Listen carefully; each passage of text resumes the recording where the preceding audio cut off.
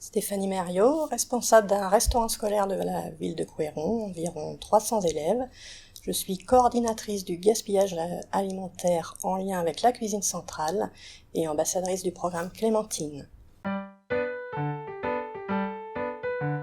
À la fin du visionnage Clémentine, nous demandons aux agents si ce sont des sujets qui leur parlent et sur lesquels ils rencontrent de la complexité.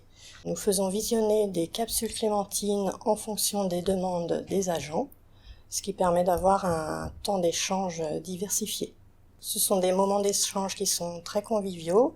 Cela permet aux agents de mieux se connaître, d'échanger sur leurs difficultés et ça crée une bonne cohésion d'équipe. Les agents n'hésitent pas à poser des questions en fin de visionnage et parfois nous devons initier certains échanges selon leurs problématiques rencontrées. Parmi les questions récurrentes, comment réussir à faire goûter les aliments à un enfant, la lutte contre le bruit, et comment expliquer aux enfants que leurs camarades ont une alimentation différente de la leur, notamment sur l'alimentation liée au culte.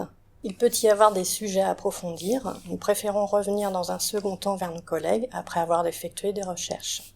Nous pouvons nous aider en consultant le site de la e-communauté du CNFPT, sur lequel il y a un focus Clémentine.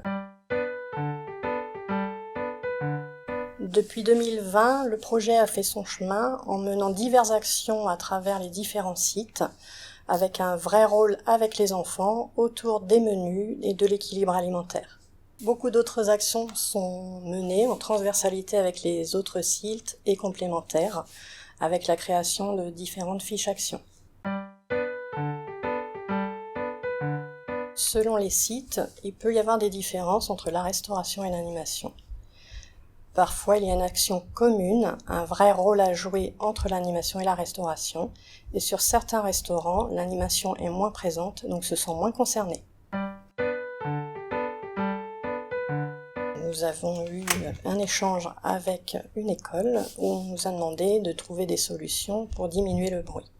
Nous leur expliquons que nous ne sommes pas là pour leur apporter des solutions, mais plutôt d'avoir un échange d'équipe et de trouver les solutions ensemble.